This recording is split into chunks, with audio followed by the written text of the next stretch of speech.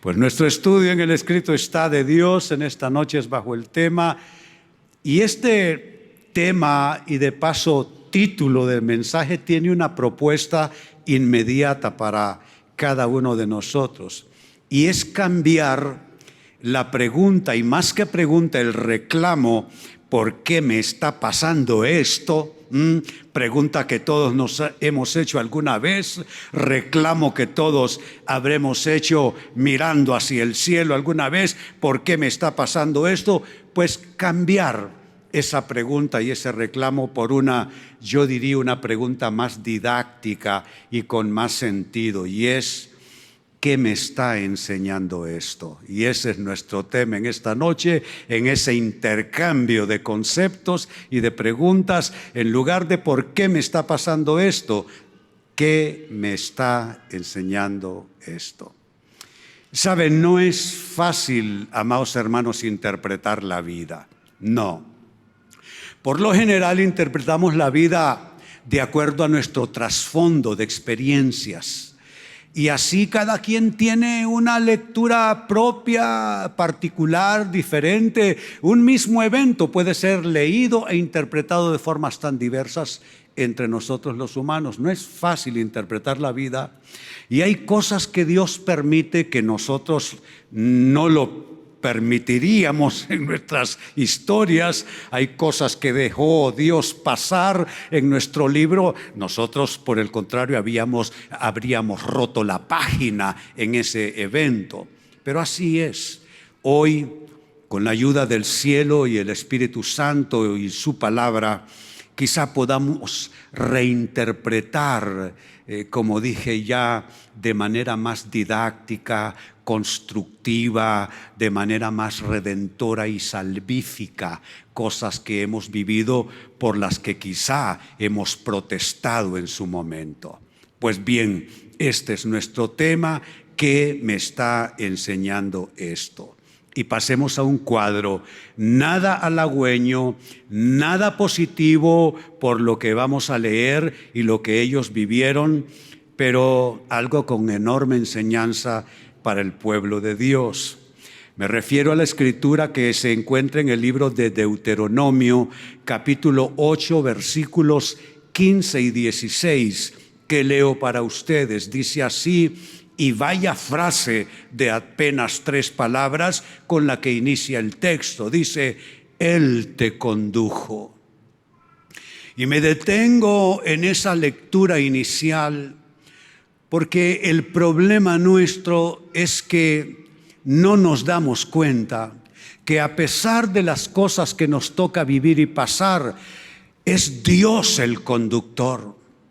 Es Dios el que está dirigiendo los asuntos. Y miren, vamos a leer un cuadro que pinta negativo por donde quiera que se le vea, pero qué interesante, Dios es el que los está conduciendo. Y saben, eso debe corregir así de entrada un concepto erróneo en nosotros, y es la idea de que si Dios está en el asunto y si es Dios que nos está dirigiendo, las cosas tienen que salir bien y el cuadro tiene que pintar lindo. Y si el cuadro no pinta bonito, si el cuadro se ve conflictivo, si parece un cuadro de crisis, no, esto no puede ser Dios. ¿Cómo Dios va a estar en esto? ¿Cómo Dios puede permitir una situación así en mi vida? Pues mire qué interesante y cómo contradice y contraría nuestra manera usual de pensar. Él, y se refiere a Dios, Él te condujo a través del inmenso y terrible desierto, con sus serpientes abrasadoras y escorpiones, tierra sedienta donde no había agua. ¿Sabe qué nos dice esto? Que lo importante y lo realmente determinante no es dónde estemos. Podemos estar en medio de un desierto. Podemos estar plagados de adversidad, invadidos por problemas por los cuatro costados, pero saben, lo importante no es dónde estamos, lo importante es quién camina con nosotros. Eso es lo que va a determinar la situación. Miren ustedes un terrible desierto inmenso, serpientes, escorpiones, tierra sedienta donde no había agua. Pero ¿cuál es el asidero en esa experiencia y en este relato? La frase con que inicia: Él te condujo. Quizás tú no de tu parte no pondrías una composición de vida como la que has tenido. Quizás tú habrías cambiado muchos elementos en ese cuadro, en esa historia. Hay personas que según tú nunca debieron pisar tu escenario de vida. Hay circunstancias según tú que son más bien un accidente o un impacto negativo de la vida sobre tu persona. Pero mira qué interesante. Cosas malas que nos toca vivir. Y es Dios el conductor, es Dios el orquestador, y eso debe darnos la suficiente serenidad y paz para entender que no importa el escenario en que nos encontremos, lo importante no es dónde estamos, sino quién está con nosotros. Pero sigo leyendo. Verso 16 dice: en el desierto. Bueno, no acabé de leer el verso 15. Tierra sedienta donde no había agua, Él sacó para ti. Ay, qué poderoso esto. Él sacó para ti. Tú no te dabas cuenta. Y Dios estaba metiendo las manos por ti.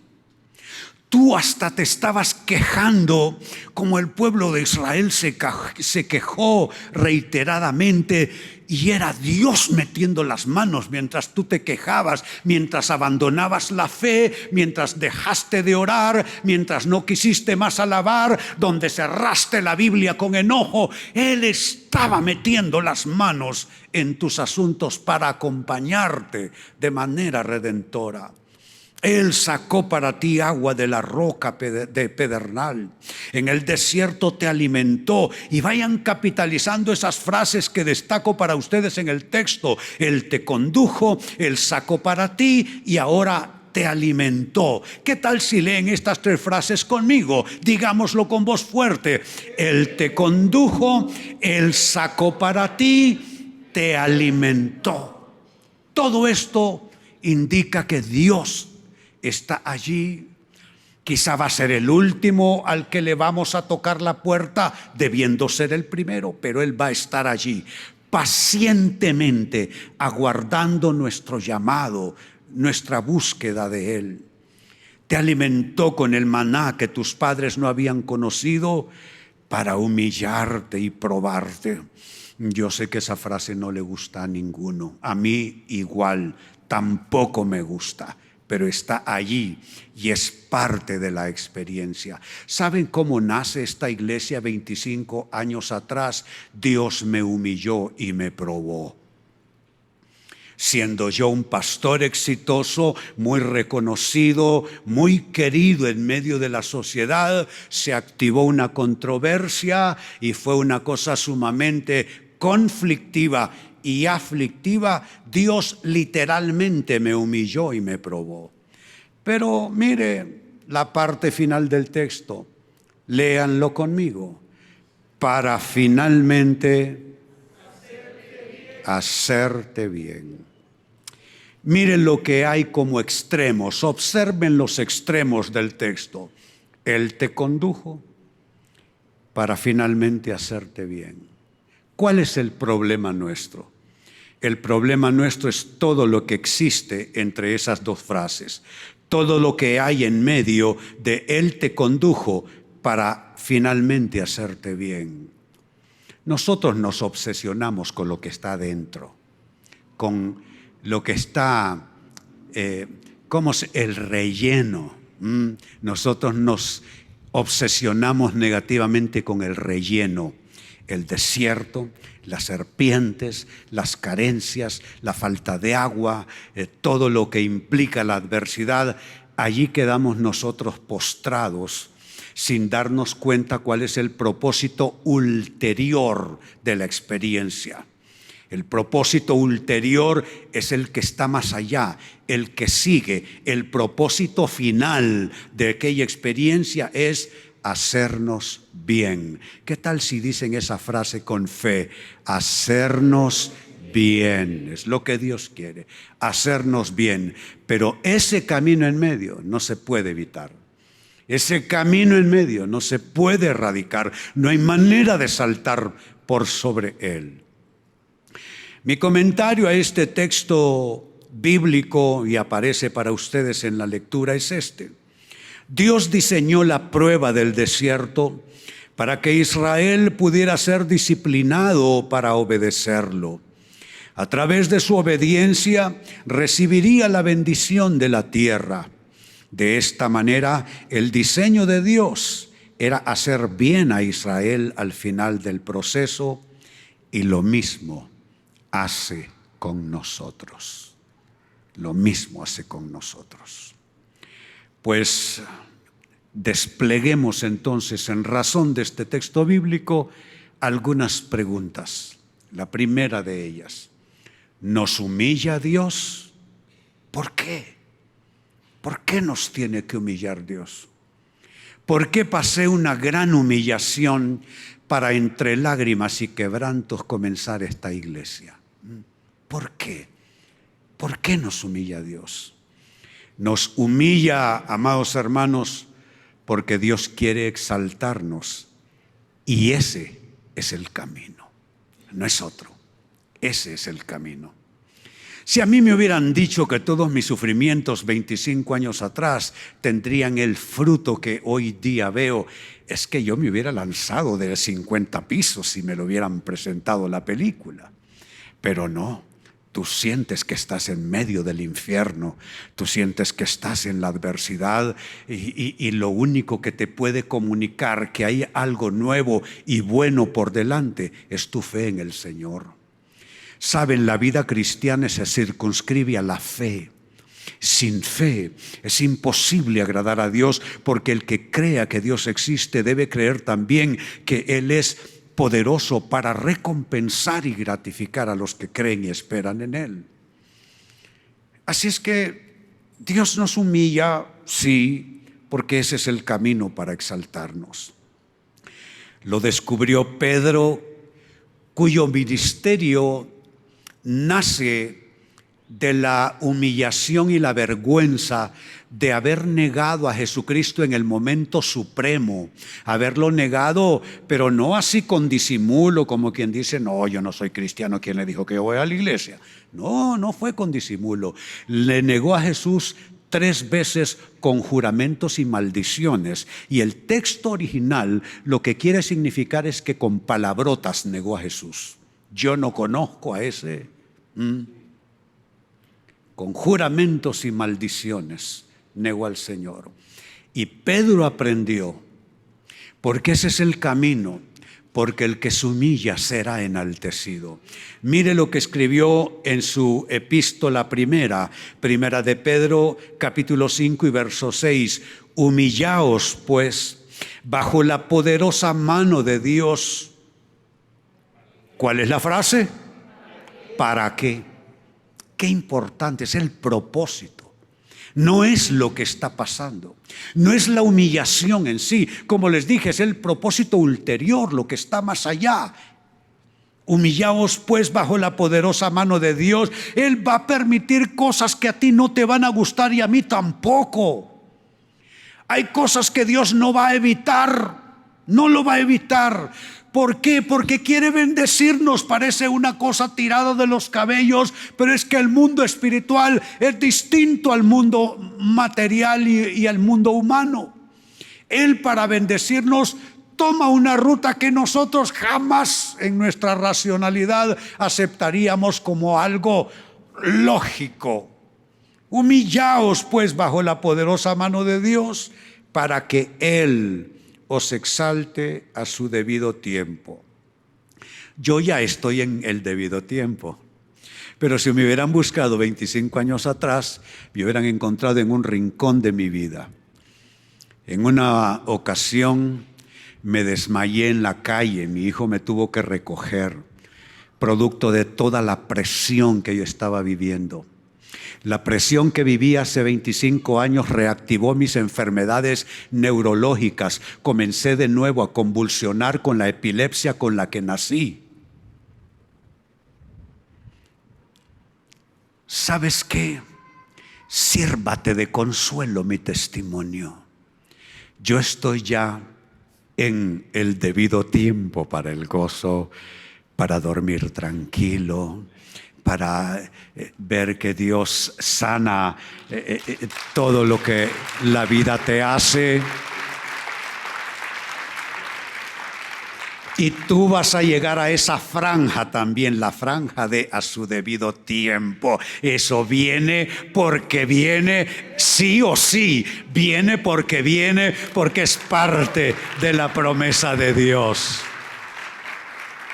Entonces ese es el camino de esas etapas de humillación necesarios. 2, otra pregunta, ¿nos prueba Dios? ¿Para qué? ¿Con qué propósito nos prueba Dios? Respuesta: para hacer una factura a nuestro nombre, una factura de alabanza, una factura de gloria y una factura de honra a nuestra fe, la fe tuya. Hay una factura que tiene que ver con la fe. Esa factura, en el encabezado aparece tu nombre, en la mía aparece el mío propio. Y esa factura tiene que salir bien en su balance final. Tiene que nuestra fe ser premiada y recompensada por el Señor, porque Dios siempre tiene una recompensa. Mire cómo lo escribe de nuevo. Volvemos a Pedro, capítulo 1 de su primera carta, verso 7. ¿Cuál es la frase? ¿Para qué? Propósito. Para que sometida a prueba vuestra fe.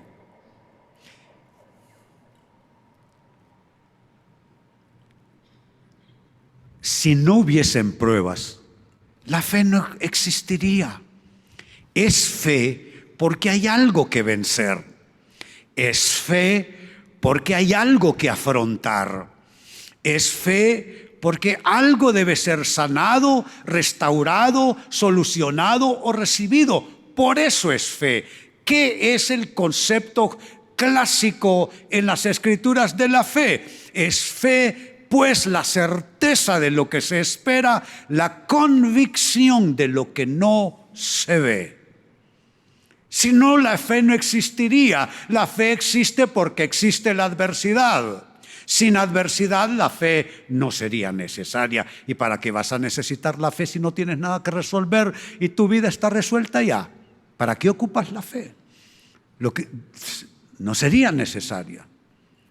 Mire lo que dice: para que sometida a prueba vuestra fe, mucho más preciosa que el oro. Mi fe vale más que todo lo que yo tengo. Mi fe vale más que todo lo que he hecho. Mi fe vale más que cualquier tesoro en este mundo. Vale más que mi ministerio. Yo he servido a Cristo por más de 50 años y eso no vale nada. Mi fe vale más. Dice ese texto que mi fe, igual a tuya, es más preciosa que el oro. ¿Tienes alguna cosita linda que alguna vez alguien te regaló o pudiste comprarte? Generalmente los ponen las damas. Yo los tiro en una gavetita. Las damas los ponen en algún cofrecito bonito cerca del tocador y esas cosas, ¿no? Son prendas preciosas, tienen valor sentimental y material también, porque suelen tener su costo importante. Bueno, nuestra fe debiera estar en el mejor cofrecito, porque es más preciosa que el oro. Vale más que tu carro, vale más que tu casa, vale más que la empresa, vale más que cualquier cosa. Tu fe es lo más precioso y hay una factura factura donde se va a pesar cómo tu fe salió en medio de todas las tribulaciones, de todo lo que te han hecho, de todo lo que te ha pasado, injusticias, enfermedades que no merecías, desempleo, malos tratos, mentiras, intrigas, lo que haya sido. Cómo tu fe interactuó con todo eso es lo que se va a pesar en balanza. Leo de nuevo: para que sometida a prueba vuestra fe, mucho más preciosa que el oro, el cual aunque perecedero se prueba con fuego, sea hallada. Proceso.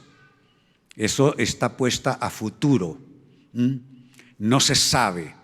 Eso se sabrá al final de tu historia. Eso se sabrá al final de mi historia. Y eso de mí no lo sabrás tú, de ti no lo sabré yo, Dios lo sabrá, de todos y de cada uno de nosotros. Y a Dios no podemos engañarlo. No podemos contarle un cuento, no podemos venir de alguna manera a cambiar las cosas. Él sí sabrá cómo va a ser hallada. Dice: y sea hallada en alabanza, gloria y honra cuando sea manifestado Jesucristo. Y eso de cuando Jesucristo sea manifestado tiene dos tiempos: cuando Él venga o nos encontremos con Él. Y en esta vida hay un momento donde Él te va a visitar. En esta vida, un momento donde Él también se va a manifestar y te va a preguntar: ¿qué está pasando con tu fe? ¿Qué está pasando con tu fe? Y la tercera pregunta, y con esto cierro ya: ¿qué clase de bien quiere hacernos Dios con esos procesos de pruebas y de adversidades y luchas de fe y todo eso? ¿Qué clase de bien quiere hacernos Dios al final del proceso? Él quiere desalojar a nuestros enemigos y hacernos entrar en tierra de bendición. Mire la revelación que nos deja Moisés en su legado, Deuteronomio 4, versículo 38. Y ante tus propios ojos,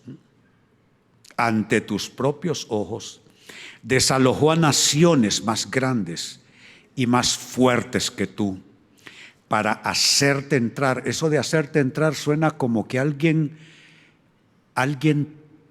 te tomó un poco por la fuerza y como que te empujó un poco en la situación. Hacerte entrar.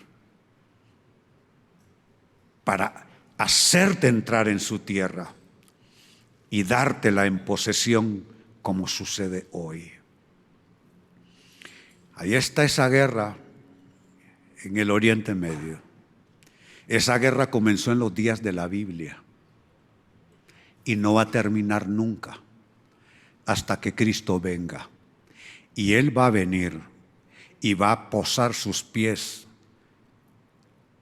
en Jerusalén, y propiamente en el huerto o monte de los olivos, donde sufrió y sudó gotas de sangre y sudor mezcladas antes de su sacrificio expiatorio en el Calvario. Es que nadie los va a poder sacar, porque Dios los metió. Y eso no es un mensaje anti-Palestina, por supuesto que no. Por supuesto que no. Los amamos y respetamos. En Honduras hay muchos descendientes de palestinos. Sucedió con ellos, sucederá con nosotros. Él desalojará a tus más fieros y fuertes enemigos. Él se hará cargo y Él hará que entres. Tal vez no tienes la capacidad, Él hará que entres a tierra de bendición. Pregunto: ¿cuántos están listos para tomar posesión de tierra de bendición? Muy bien. Pues ahí está. Entonces, ¿cuál era nuestro tema de mensaje? Un intercambio. En lugar de estar preguntando y reclamando por qué me está pasando esto en medio de un desierto, yo ya estuve allí, mejor cambiarlo a una pregunta didáctica. ¿Qué me está enseñando esto? Y sabes, en tu desierto aprenderás, madurarás, caminarás mejor con el Señor y Él te llevará al propósito final, que es bendecirte y hacerte bien. Y si tú recibes esto, pues celebra esa promesa y celebra esa palabra en esta noche. Aleluya. Muy bien, puestos de pie, vamos a orar. Padre, te damos gracias en esta noche preciosa. Qué linda alabanza hemos tenido, Señor. Hemos acercado nuestros corazones al calorcito de tu altar y se han sanado nuestros corazones cantando tus verdades eternas. Hoy venimos a darte gracias. Ya no más reclamo, hermano, hermana, ya no más queja por tu desierto. Dale gloria al Señor, sirve al Señor en medio de esa adversidad. Tú sigue adelante, que Dios está contigo. Te lo digo de esta manera: no hay manera de apartar a Dios de ti. Sí hay maneras de apartarte tú de Dios, pero esa es tu responsabilidad. Pero apartar a Dios de ti no hay manera, porque Él está contigo y Él ha estado y siempre estará a tu lado. Alza tus manos. Te bendigo, hermano, hermana. Bendigo tu vida, bendigo este fin de año con todas las demandas, cargas, luchas, expectativas que tengas para finalizar este año. Te bendigo y te recuerdo que estamos en el año de la unción de José, y el nombre José significa Él añade. Y óyelo bien, el año de la unción de José termina hasta el 31 de diciembre a las 12 de la noche. Así que hay chance para que Dios te siga añadiendo. Iglesia, así te bendigo en esta hora, en el nombre poderoso del Señor. Celebra su palabra esta noche y celebra su nombre.